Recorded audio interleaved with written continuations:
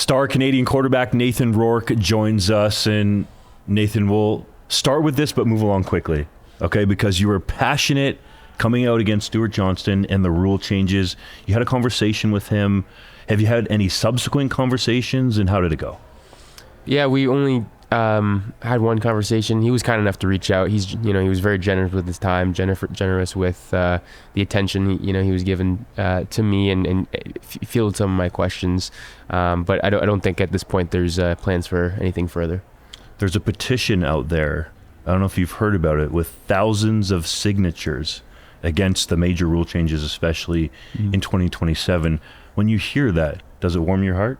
Yeah, absolutely. I think that hopefully if my voice or other players around the league voicing their concerns, or other coaches or whatever it might be, hopefully it's the fans. At the end of the day, they're what drives this league. We're a fan-centered league, and we have some of the most passionate fans. And I really feel like we're moving in a direction that clearly the fans don't necessarily want. And so I think that it's important to keep them into consideration. Look, I think we all want an exciting game.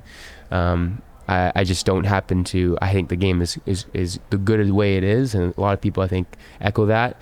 But ultimately, we're driven by the fans' opinion. So I'm glad that there's some people who are getting some things going, and hopefully that's enough to convince the powers that be. The fans ultimately pay the bills, and I'll just say this because I think you're too modest to say it. To me, the issue's not the game, it's not the players. The amount that Canadian Football League players, especially Canadians, and you're a prime example of this, have gotten better in this league has been unbelievable over the years, especially since my time covering the CFL. I can't believe it's been since 2010, where I feel old. But point being, did you get a sense from the CFLPA of how this came across their desk?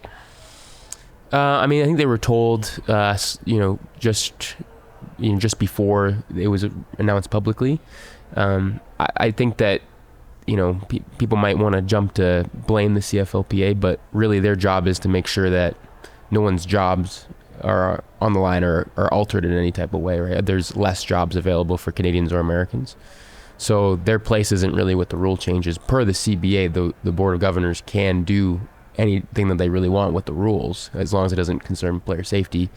But I think the way that you go about it, especially when there are major changes and steps away from the Canadian game that we know and we love, I think that just sends a pretty clear message of how they want to go about things. And I think that was the biggest issue that myself and other people took issue with. Okay, let's talk football, because you've been on a tear. The goalposts haven't gotten in the way of me enjoying your play of late when you're throwing touchdown passes into the end zone. What's been behind this from your perspective?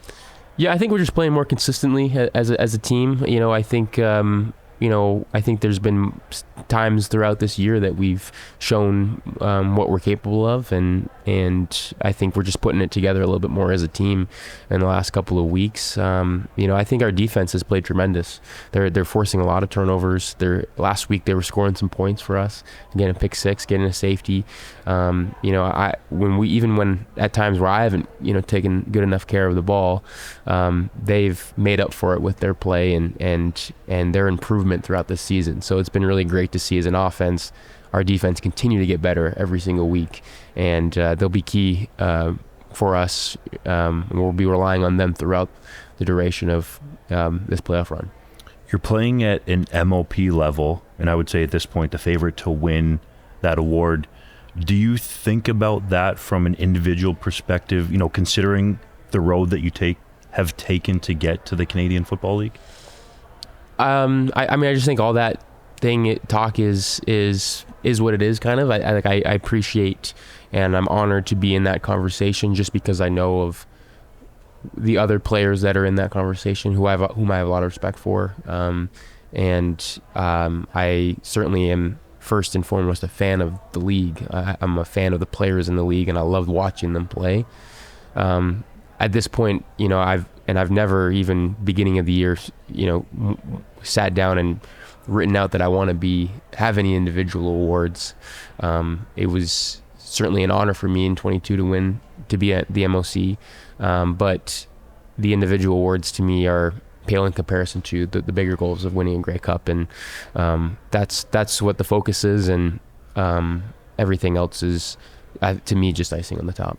You mentioned 2022, and I can remember you limping around on the stage getting your award and then going on to have your shot in the NFL. And I ask you this because some fans feel like that statement you put out, they really pinpointed some words in there. Unforeseen detour was different than the passion that you showed for the Canadian game. What would you want to say to those fans? Yeah, I think a lot has changed in the last couple of years. To be frank, my goal was, as a kid, always was to play in the NFL. I did grow up going to CFL games, went to Hamilton Ticats games, the old Ivor Wynn, and went to Argo games in the Rogers Centre, and was a BC Lion fan because I was from up there and had a lot of fans out there, or family out there, sorry. And so I always followed the CFL, but I always wanted to play in the NFL. Followed the dream of going down to Division I, playing down there, playing in the States. And then I went down there and I was able to experience it myself. And I think it was really one of those situations where the grass was greener seemed a little bit greener on the other side, just in terms of what's outside of the football. I think that the CFL really represents football in its purest sense. It's a community-driven, fan-driven.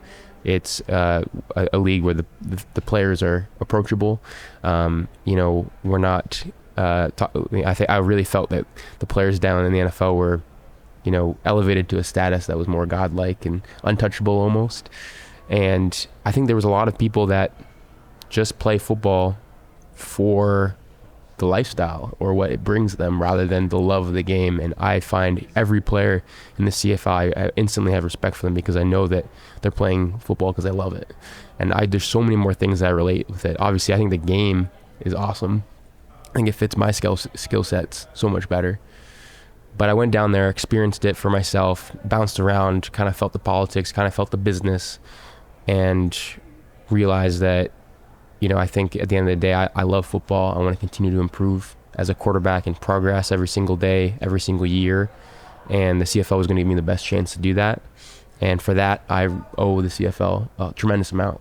And while it was a detour at the end, I think the NFL ended up being the biggest detour at that point. And I didn't mean it at the time as anything negative. I can understand how people could take it that way. But I think that I'm more than capable of being wrong. And it's been a really awesome experience in the CFL. And I think I said to you last time we talked, last year in 2024, I don't have any plans about going down that route again. I know that what I have here is a tremendous opportunity to continue to live in the dream of playing professional football, and I'm doing it in my home country, which is a tremendous honor and privilege. The way that I was saying it, and not trying to speak for you, but the pro athlete's mindset is to play, at the highest level. And the NFL, undoubtedly, from a financial perspective, can, affect your family for generations. So when you're so focused on a goal as a professional athlete, you're not thinking about anything else. You don't want to think about fallback plans, right? You hear about professional athletes talk about it. Nathan Lucas was asked about it. Did you have a plan B if you're washed out of the minors and not ending up playing with the Toronto Blue Jays? He said no.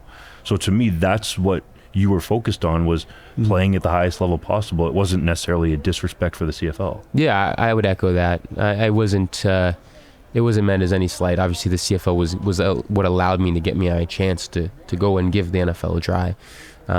But ultimately, again, I'm just so thankful for the opportunity to be back. I know that there's opportunities, or that I have an opportunity that many people would love to have, to be able to play for a team and to continue to get reps and continue to get better and have opportunities and room to grow within a franchise. Like I saw franchise quarterbacks in the NFL have a long leash, and that's what I have here, and it's a tremendous honor and a privilege, and I'm just very, very grateful for the organization and the league for welcoming me back after I gave that a shot.